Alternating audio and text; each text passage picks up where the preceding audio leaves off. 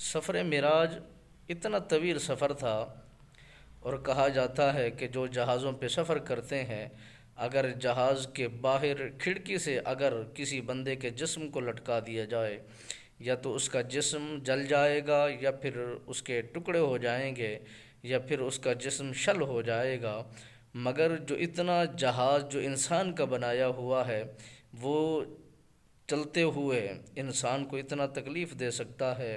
اور براق کا سفر تو یہ جہاز سے کئی گنا زیادہ ہے، اور پھر نبی کا سفر تو پھر براق سے بھی زیادہ ہے،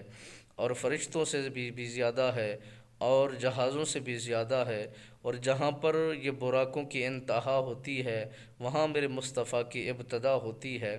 جہاں میرے نبی سرکار کا سفر شروع ہوا تو سدرۃ المنتہا پر جناب جبرائیل امین پاک عرض کرتے ہیں، آقا یا رسول اللہ صلی اللہ علیہ وسلم، آپ کی بدولت میں یہاں تک پہنچا ہوں، اس سے پہلے میں کبھی نہیں آیا۔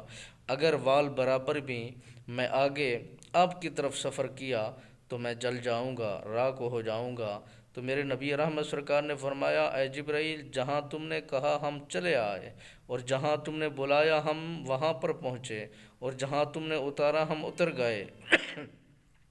اب آگے کی منزل کی طرف تم ہمارا ساتھ نہیں دے رہے۔ تو عرض کرتے ہیں، یا رسول اللہ، ہمارا مقام یہیں تک ہے، آگے مقام نبوت والوں کا ہے، آگے مقام رسالت والوں کا ہے، بالخصوص آپ کی ذات کا مقام و مرتبہ اس سے کئی گنا زیادہ آگے ہے،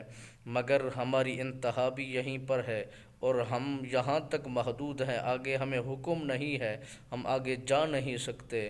جو نبی کے غلام ہیں ان کا اتنا مقام ہے، میرے آقا دو عالم جو جہان